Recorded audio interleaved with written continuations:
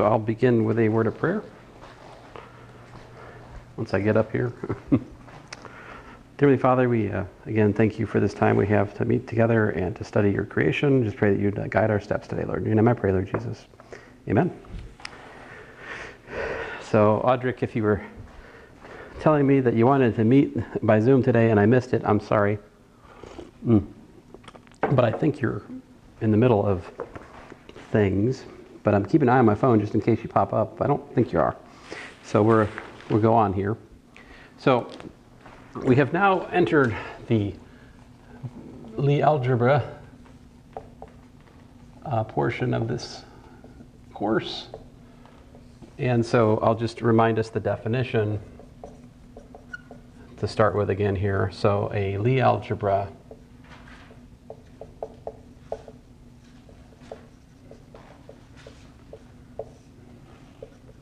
over a field F, all right, is a F vector space, an F vector space, and he calls it L, together with a bilinear map. Although this bilinear is the traditional meaning of bilinear, not like in analysis we've been using bilinear in the place of sesquilinear, you know, bilinear map called the Lie bracket.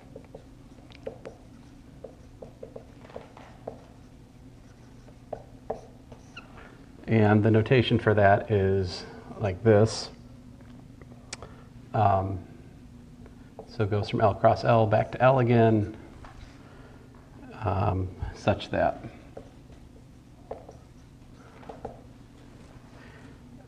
number one, you have that the bracket of x with x is 0 for all x in L. And two, you have the Jacobi identity. So it's the bracket of x with the bracket of y and z. And then the pattern here is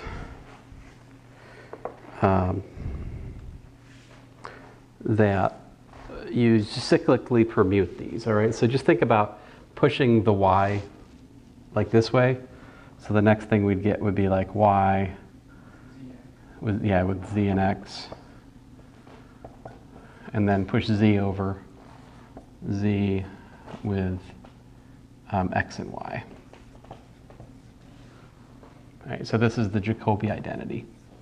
And the brackets as commuters. What's that? Or the brackets themselves as commuters. These do not have to be commutators. But they could, the commutator is an example of a Lie bracket, but not every Lie bracket's a commutator. So it may or may not be the case that there exists an underlying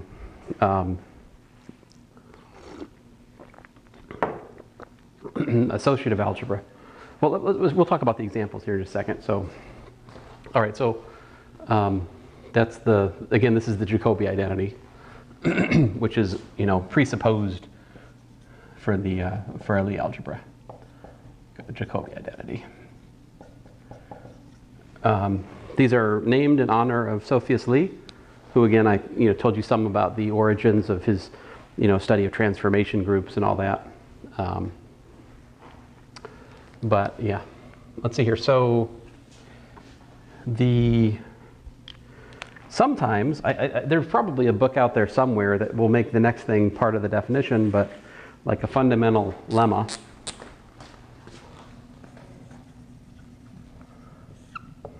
Is this x comma y is equal to minus y comma x. So it's got this anti-commuting property. And I think to see that, we can look at the Jacobi identity. And I think we maybe put z equals, like double up on two of the variables. I can't remember. We'll try something, all right? So let's put x and y both equal. No, let's put z and x equal, all right? See what happens. I'm trying not to look at the book here just to, let it, see if it can happen for us organically. So this is bracket of x with yx plus y xx plus z, no, wait, I said x equal to z, right? So x, xy,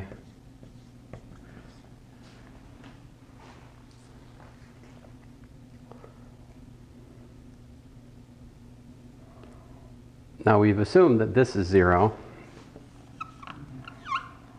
and bilinear map is a linear map in both slots, right? So we know that a linear, when you, and if you feed 0 to a linear map, it gets 0, right? So like, you know, this is 0.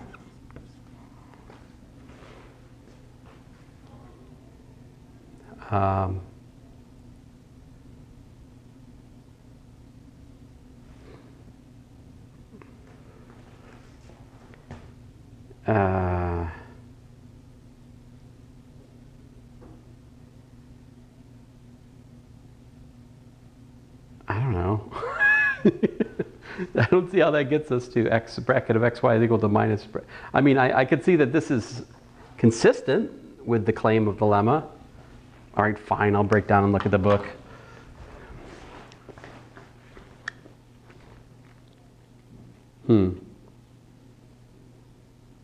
Oh, he didn't look at the Jacobi identity. I looked at the wrong thing. What I should have done, so this is not helpful. What I wrote in red is not helpful. Let me just erase it.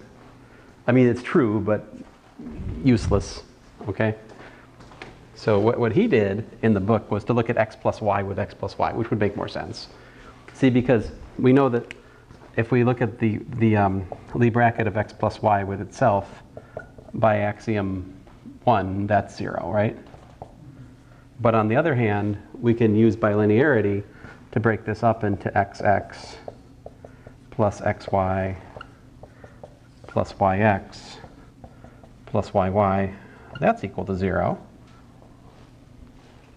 So then, since by axiom 1 again, 0, 0, this implies then that, you know, xy is equal to minus the bracket of yx.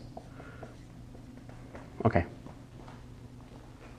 So that's one of the, you use that a lot, this anti-symmetry of the bracket.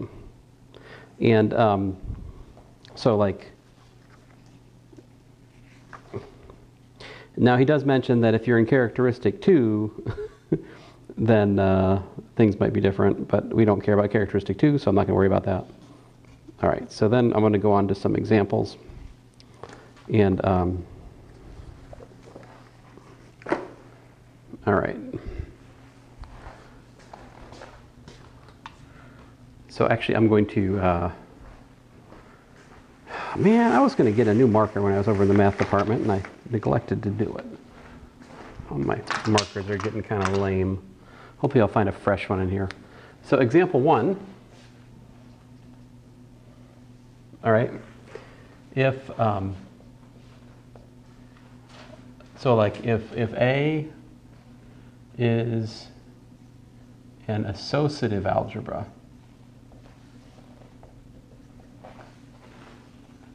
so associative algebra over a field, all right? And so that means that you have a multiplication star that goes from A cross A to A again, such that, you know, x times y times z makes sense.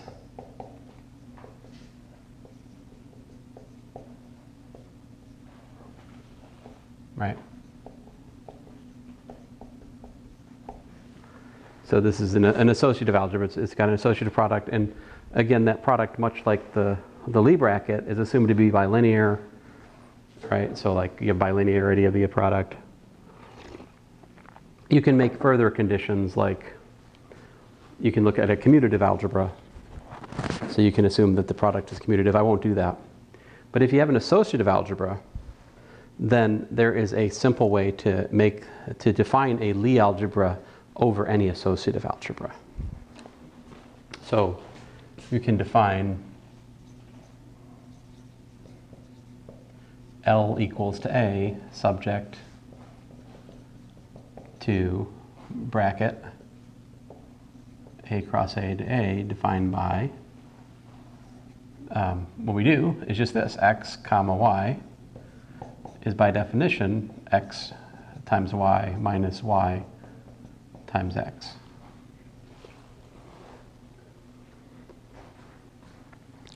And like, it's relatively straightforward to verify that that is a bilinear map, right? Like, let me do a little bit of that. Notice, well, first of all, x with x is really easy.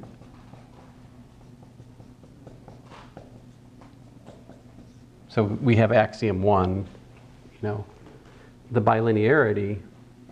So if I have, for example, I'll do the interesting one, x with like c1y1 plus c2y2, right? So I'd have x star c1y1 plus c2y2 minus c1y1 plus c2y2 star x, which, using the bilinearity of the assumed product, the star product, okay, I can pull out the c1, and I've got x times y minus y1 times y1 times x plus c2 times x times y2 minus y2 times x. But of course you can recognize that's c1 times the bracket of x with y1 plus c2 times the bracket of x with y2.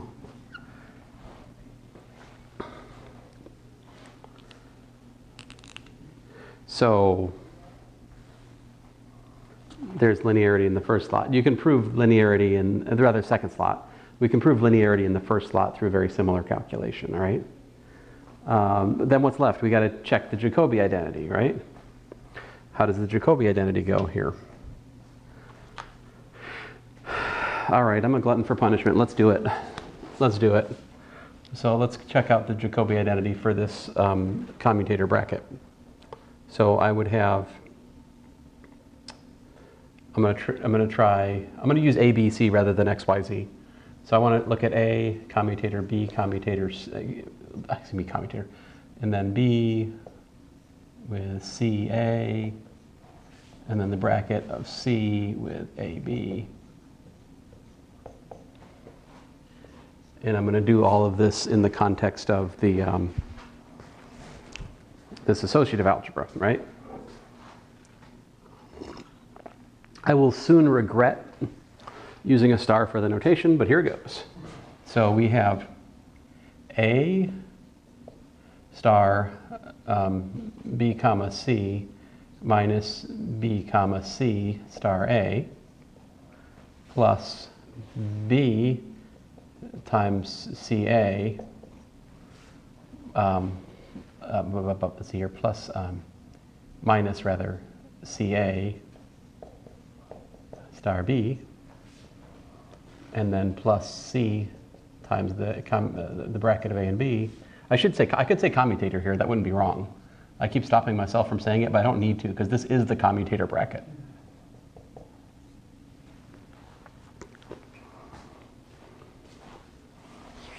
And then what you're looking at then is A times B times C minus C times B minus parentheses B times C minus C times B times A plus B times C times A minus A times C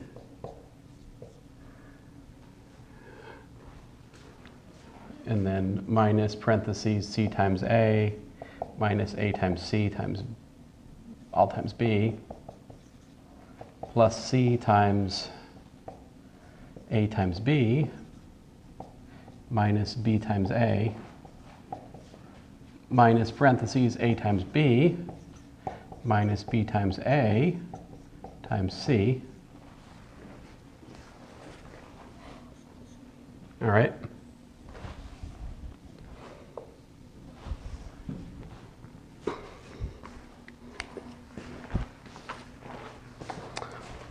And at this point, I'm just going to start pointing out what cancels. Okay, so like, I'm not going to write more. I'll just see what happens is we get a times b times c, right? Where else do we have a times b times c? Right here. But by associativity, those cancel. And then a times c times b, we have a minus here. And we've got minus a minus gives me a plus there. So those cancel. And then, I'm going to run out of colors here pretty soon. If we look at b times c times a, right? We got a minus on this one. Whereas, and I got to notice this here, b times ca over there. So these two cancel. And I'm working my way left to right. Next up here, c times b times a. Where else does that come up? Right here. C times b times a. But you got a plus here, whereas you had a minus up here. Those cancel. And here we've got a b times a times c, right? Minus overall. And then where does that come up again? Here again, right? BAC over here, but this time minus minus gives me a plus, right? And then let's see here. So we've gotten rid of everything on the top row. And down here, what's left?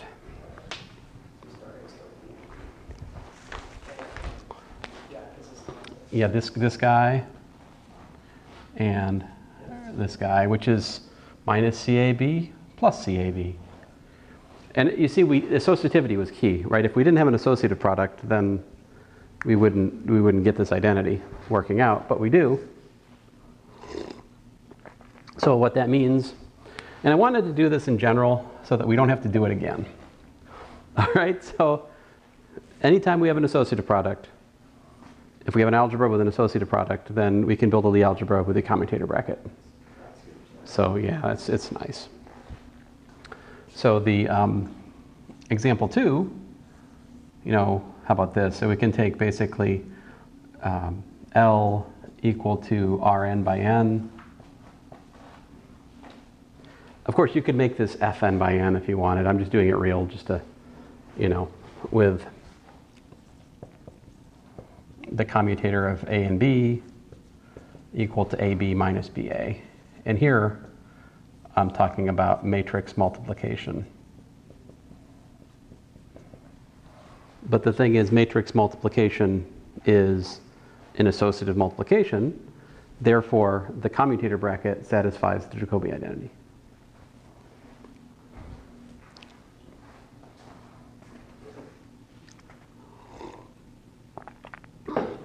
All right. Another example, and I think the notation for that is, let's see here, his notation is little glnf, all right? Little glnf. So this is, the notation here is glnf. Well, okay, so here I get, excuse me, glnr for me, since I did it for the reals, but you can equally well replace that with another field and, it's fine.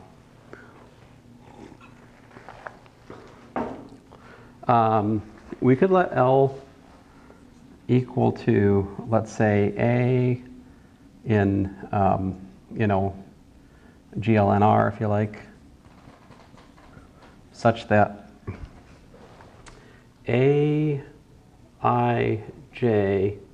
is equal to 0 for all I comma j such that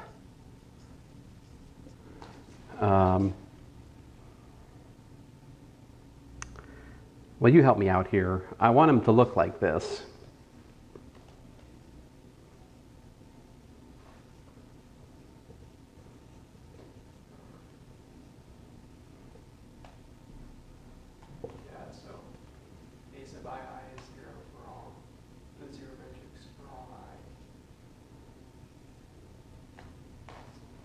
So what's the nature? What's the nature of the non-zero? What's the nature of the non-zero components here? I mean, how do I describe it in terms of indices?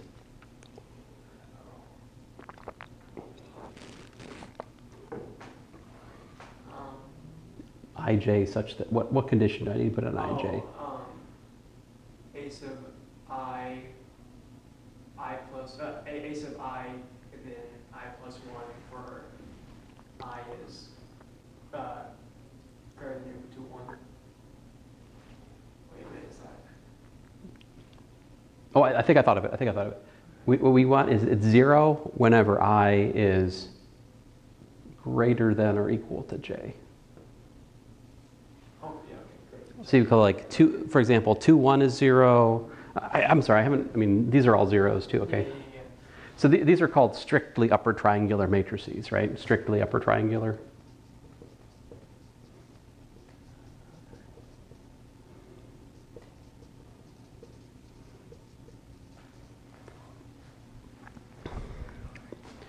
Now, we can prove that these, my bad, form a Lie algebra with respect to the commutator bracket.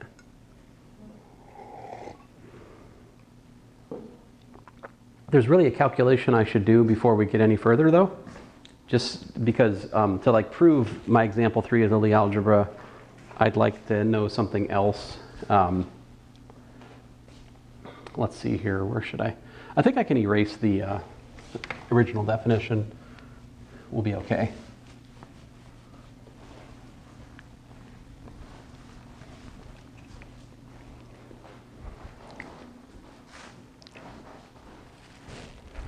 Okay, so this is just a sort of a technical lemma.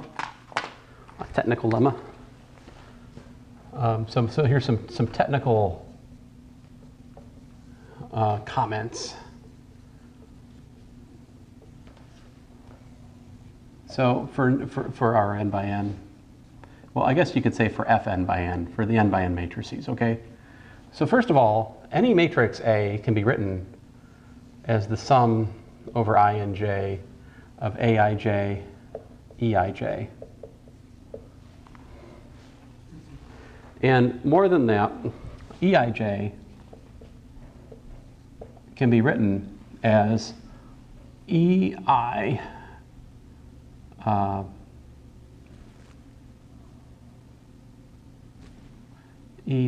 Now I got to think about this. So here, the span of little e1, e2, en is fn. So I use these e sub I is an n by 1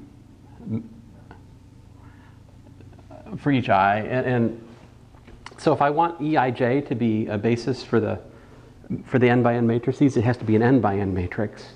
So I'm forced to write a certain thing here, n by 1 times 1 by n.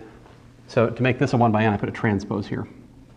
So this is reminiscent of the formula for the dot product, but it's really different because the dot product has the transpose on the first vector, not the second. When you flip it around, you get 1 by n times n by 1, which gives you a 1 by 1, which is a scalar. In contrast, this is a way of building matrices. So like a outer product. Yeah, from an outer product. Very good. Yeah, it's outer product.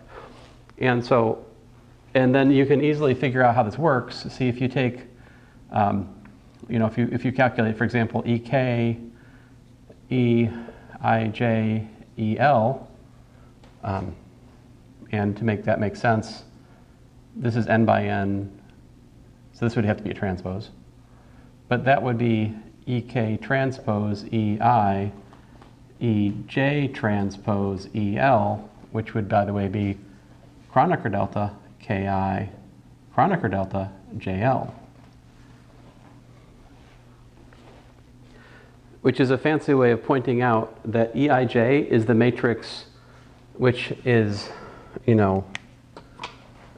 so basically this proves that Eij, if you look at the kth component of it, it's 1 if I equals to k and j is equal to L, and it's 0 else.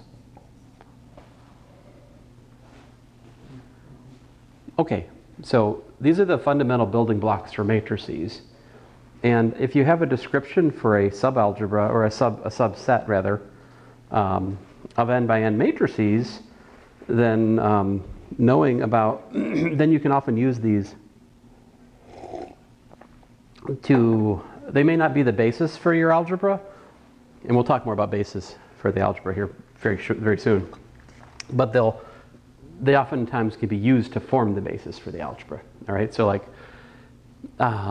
okay, anyway, so the lemma I was getting at, the technical lemma I had alluded to, is just this, and we'll kind of state it in a, we'll figure it out as we go format. So suppose we take the commutator of Eij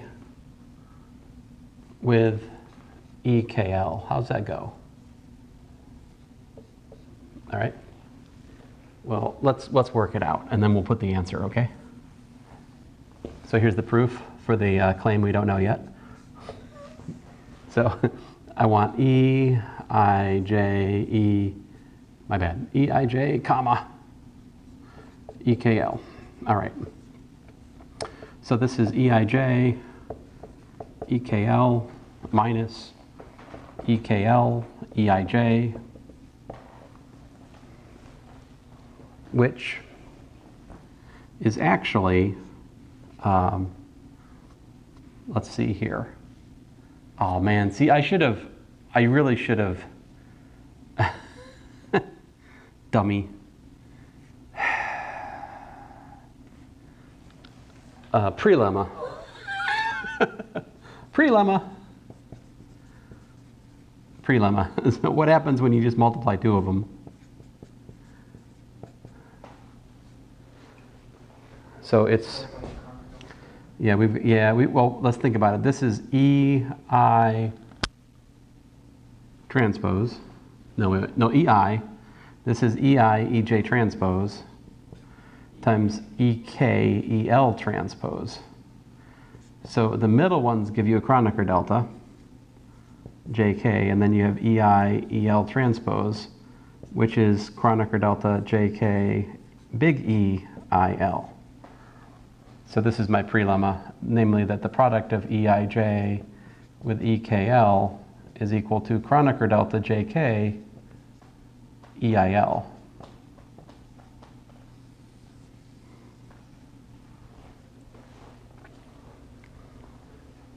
And I need that prelemma there, you see, because I don't want to do that. Try to make our life easier, just do it, I'm zooming in for a second here just to be kind to the viewers at home. Although I think you can see my writing with these markers. This one's fresh. Okay, so long story short then, this gives us Kronecker delta JK EIL minus Kronecker delta LI EKJ.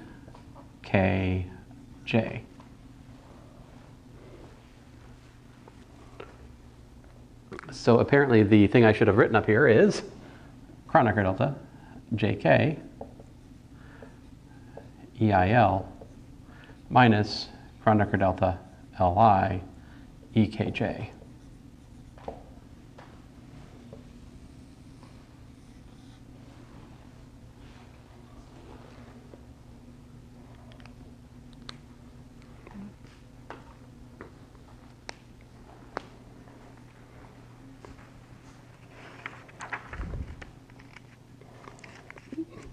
Let's see here,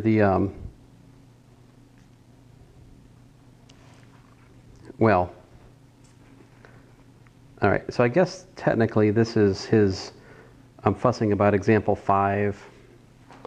There's a couple, let me try to cover all the examples in section 1.2.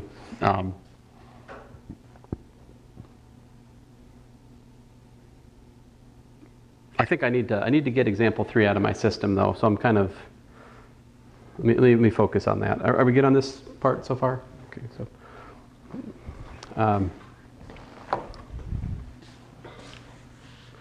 So the real issue here for example 3, right, is when you take the commutator bracket, of two strictly upper triangular matrices, do you again get a upper triangular matrix, right?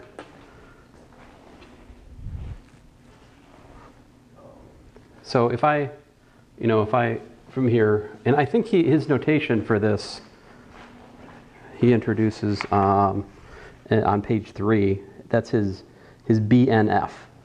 In this case, this is so-called BNR, since I'm working in the reals for the moment, but you could put F there, right? Okay. Okay, so if A and B are elements of BNF, well, I'll do reals, but this is, you could put F here, just be the same, right?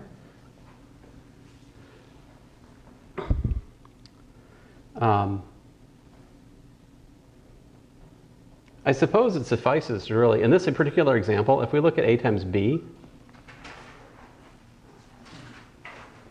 since A and B are arbitrary, if we can prove that those are a strictly upper triangular matrix, if you think about it, taking the difference of two strictly upper triangular matrices is clearly a strict upper, right? So, like, we probably can get away with just doing just this and thinking about it, but this is what? This is the sum over, and how can we say this like more elegantly?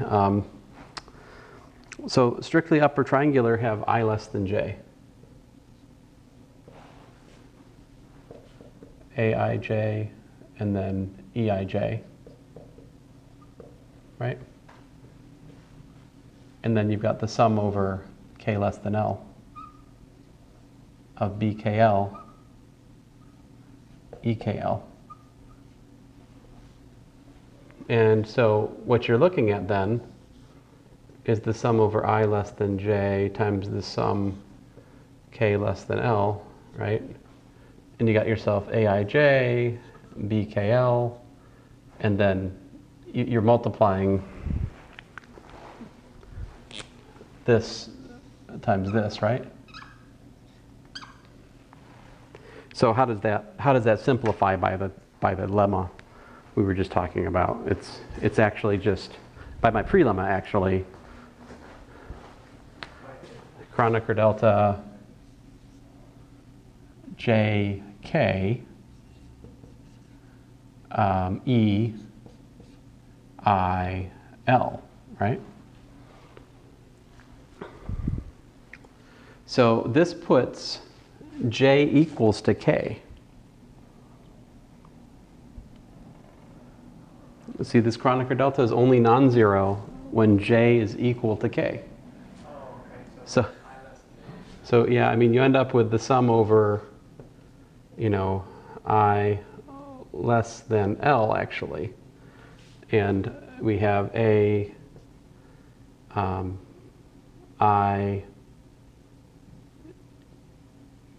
golly. Well, I could say my bad, I less than K less than L. Let's keep the K, right? So like IK,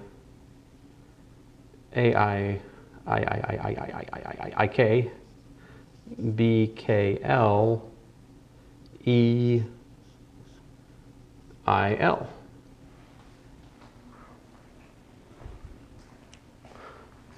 But that is an upper triangular matrix because you notice that I is less than L, right? So this is an element of B and R.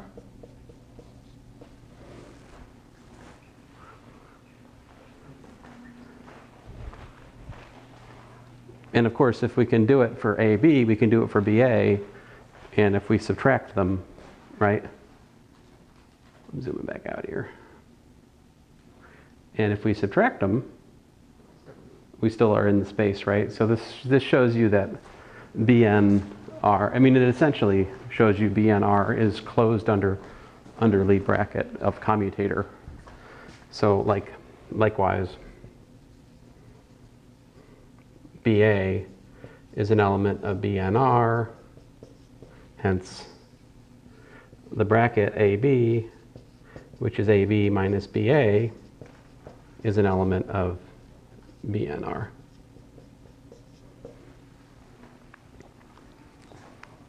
So does that, I mean, and then, okay, so why is that a Lie algebra? Well, the commutator bracket satisfies the Jacobi identity because it's built from the associative matrix multiplication. And so this was essentially the looming question for example 3 was, well, I mean, there's a larger question, which is BNR a vector space on its own right? In other words, is a scalar multiple and linear combination of upper triangular matrices again upper triangular? Right, I mean, it definitely is. This is a subspace, which is itself a vector space. So it's a subspace in the sense of addition, but it's also a, well, this would be an example of a sub-Lie algebra. See, because in this case, maybe our first example of sub-Lie algebra, but here, B, N, and you could do it for F, right? B and F is a subset of GL and F, right? So this is a sub-Lie algebra. So this is a sub-Lie algebra we can form for matrices of any size that we like. You know, it's only interesting if they're at least 2 by 2. Actually, if it's a 2 by 2 matrix, it's not that interesting.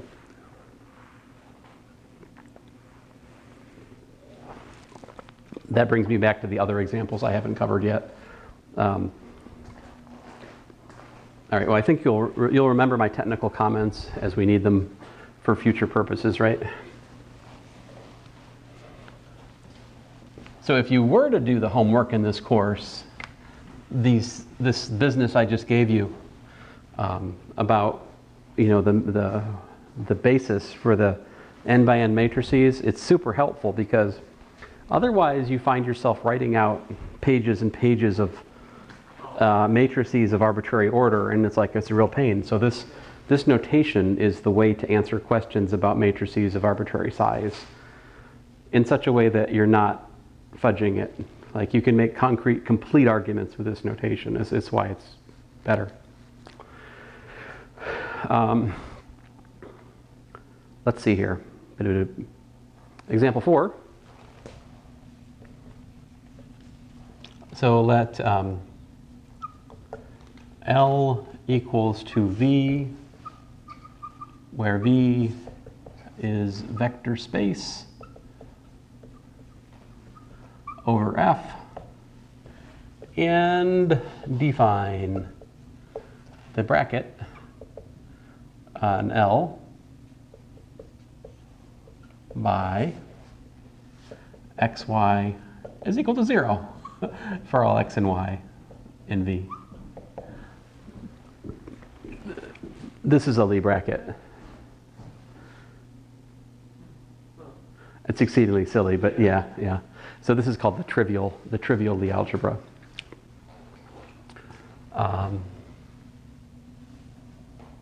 So like, for example, if A is associative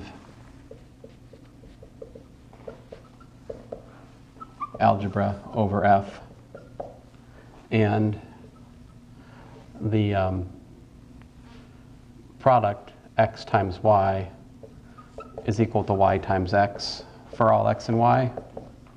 So A is commutative algebra.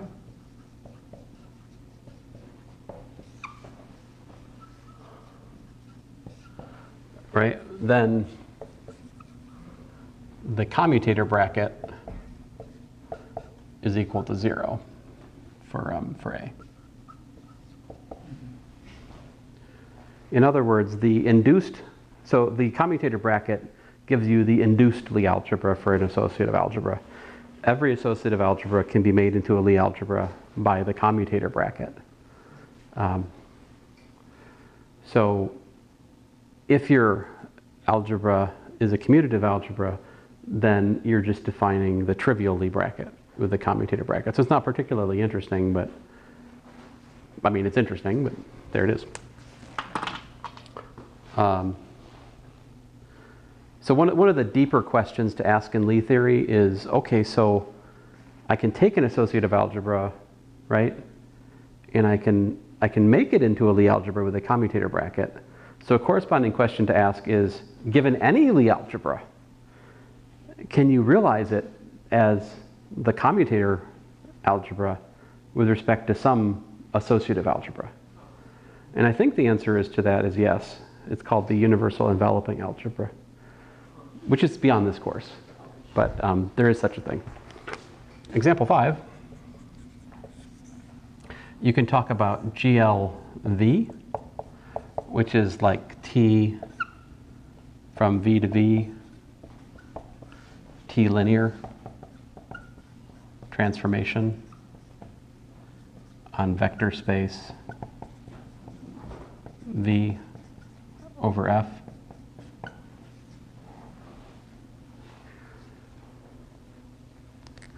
And here, V doesn't have to be finite dimensional.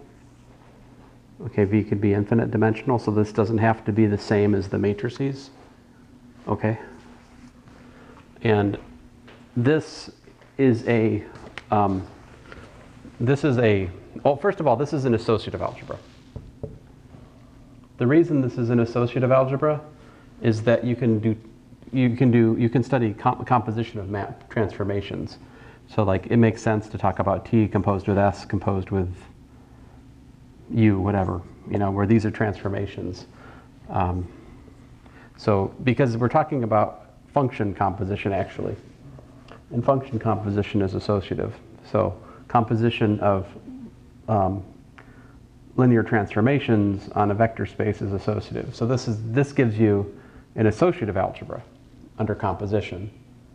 And so in this context, the Lie bracket, the commutator bracket actually, would be understood to be T composed with S minus S composed with T. And again, since this is an associative algebra, the derivation we already did proves the Jacobi identity once and for all.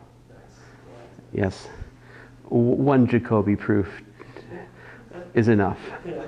And we get all of our other associative cases from this, yeah. So yeah. Now, to make this more interesting,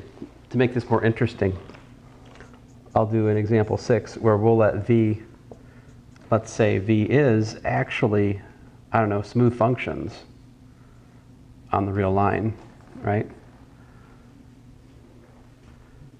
And then I can look at T of F defined by df dx, or I can look at S of F defined by X times F.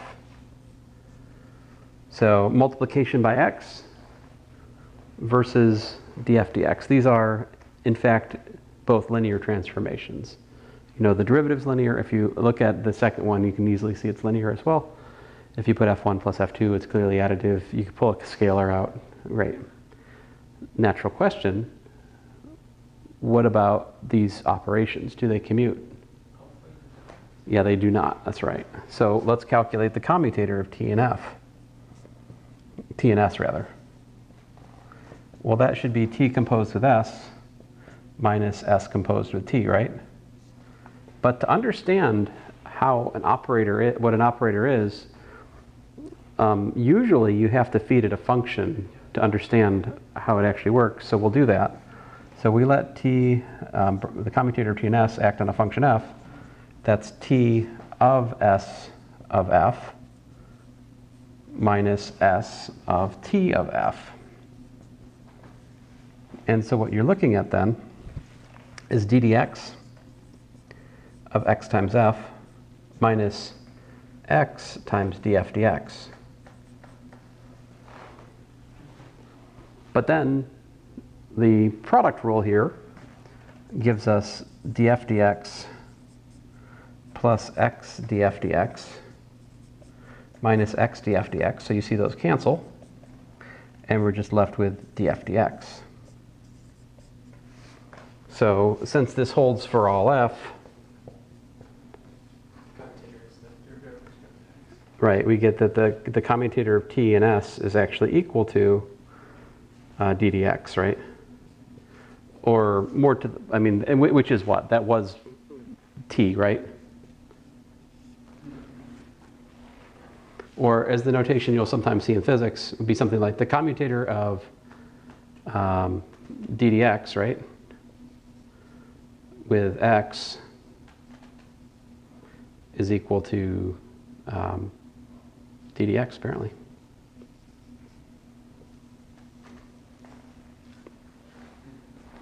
Now, what does this prove? Well, this proves, among other things, that the Lie algebra, right, of linear transformations under the commutator bracket, so the linear transformations of smooth functions, okay? That's not an abelian Lie algebra. I mean, did I say abelian? I neglected to tell you this is the abelian. This guy right here. This is called the abelian Lie algebra. I forgot my name calling. Abelian Lie algebra. My bad. Well, it's not too late. I fixed it. Abelian. And so apparently, example 6 is not an abelian Lie algebra, right? There is a non-trivial commutator. At least this one. In fact, there are infinitely many. I mean, this is an infinite dimensional Lie algebra. There are many, many, many, many, many. You know, such things. Okay, let me move on. So I think that's it for the examples.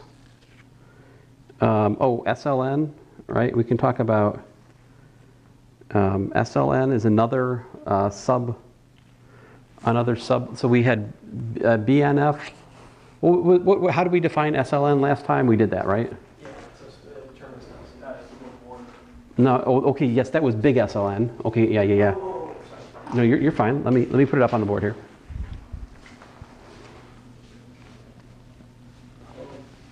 So there are a few different interesting subalgebras, sub-Lie algebras of GLN. All right. The upper triangular matrices are one, right? So example 7, let's say. Last time I defined SL and F to be basically A in GLNF, which doesn't really say much. All this says is it's an n by n matrix. And it was such that the trace of A is 0, traceless. That was it. That was the only string attached. So notice that if A is an element of the upper triangular matrices, then of course the trace of A is 0, right? So you can then see that the upper triangular matrices are themselves a subset of SLN, which is a subset of GLN.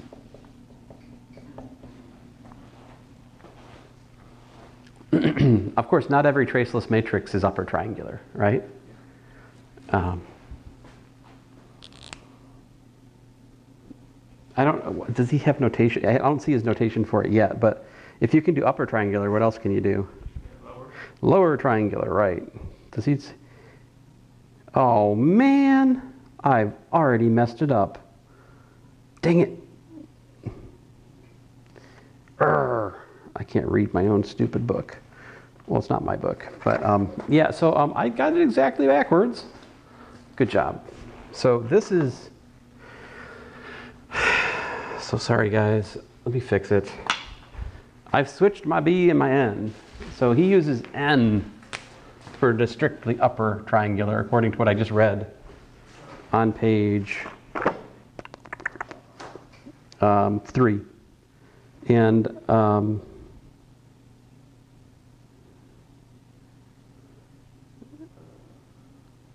It says what? in the Oh, triangular. upper triangular. Upper versus straight. Oh, okay.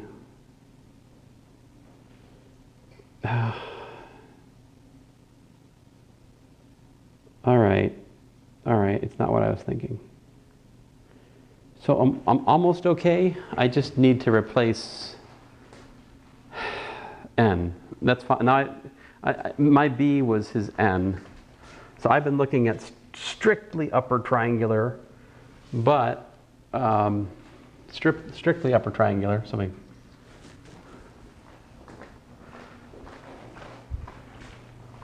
I don't see any notation here yet for lower triangular.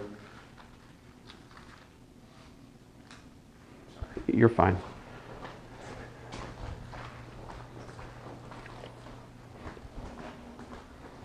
So this is strictly upper triangular.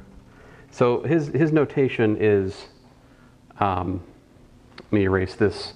I think we don't need the proof of the Jacobi anymore. Let me free up that real estate. So,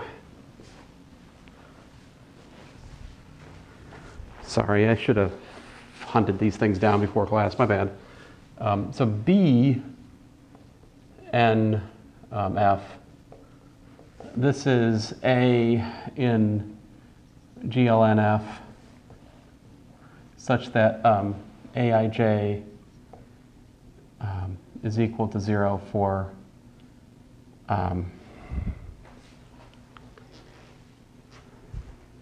I greater than j. So notice that I have equals. So this is n. Oh, strict. Strict.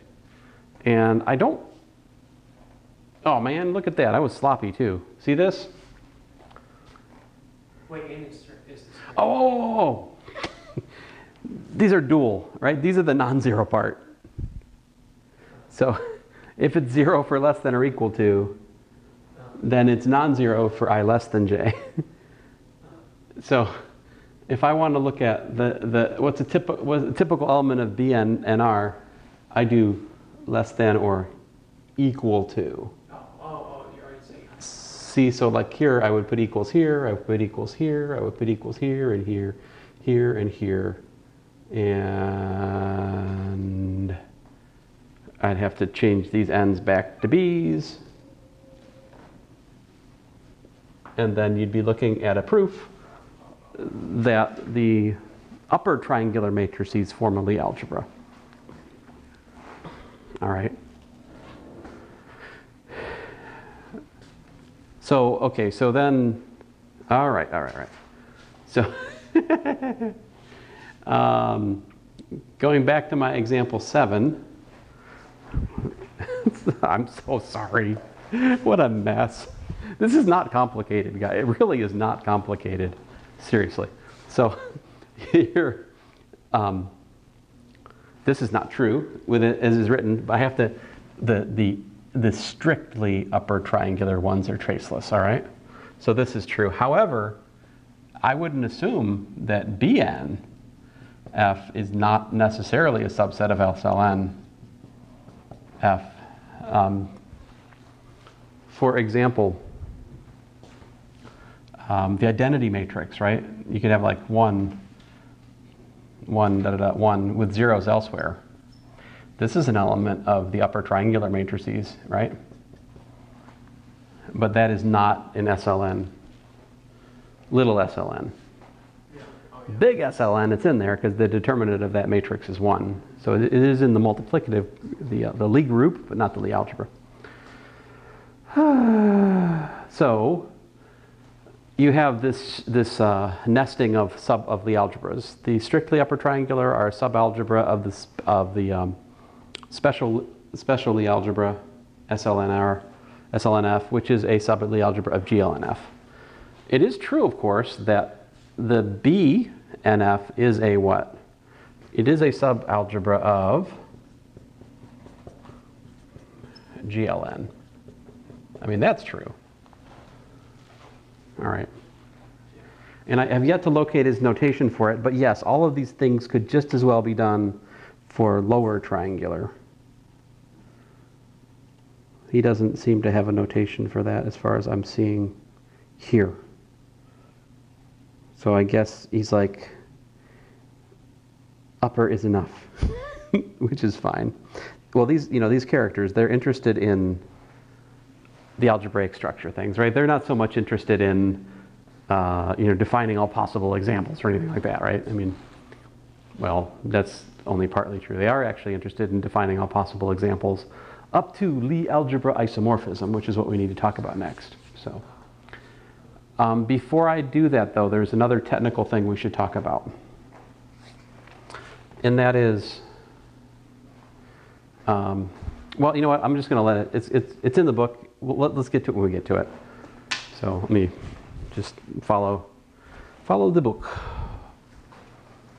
What I was about to talk about is the structure constants for the algebra. So like if you pick a basis for a finite dimensional vector space, you can define the Lie algebra essentially for how the bracket works on the basis. These are called structure constants, but I'll let it come to us when it comes to us. That was what I was about to talk about.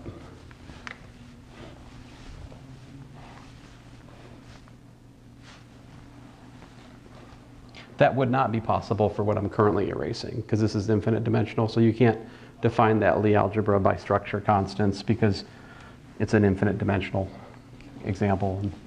So, all right.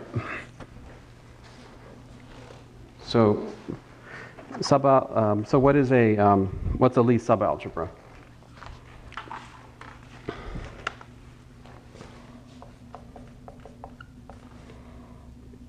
K, a subset of L, is he calls it this, a Lie subalgebra. That saves him the trouble of capitalization mid-word. Lie subalgebra of L. If, xy is a element of K for all x and y in K. In other words, it's just what you expect. A Lie subalgebra of L is a Lie algebra with respect to the inherited bracket of the superset, right? And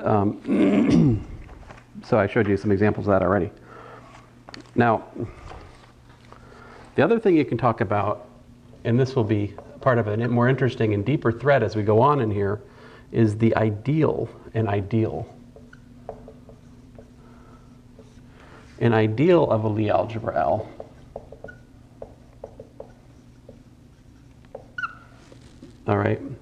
is a subspace I of L. And here I mean in the sense of like a vector subspace, all right? Such that the bracket of x with y is an element of I for all x in L and y in I. So you might recognize this. This is reminiscent of a, what?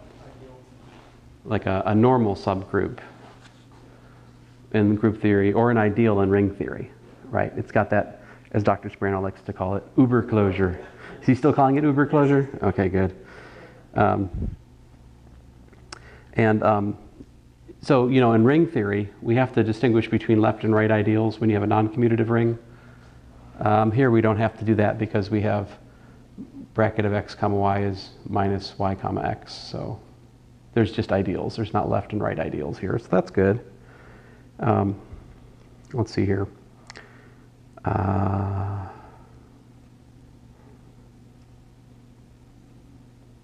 So you could have a subalgebra which was an ideal, or you might have a subalgebra which is not an ideal, right? Because subalgebra is a weaker condition, right?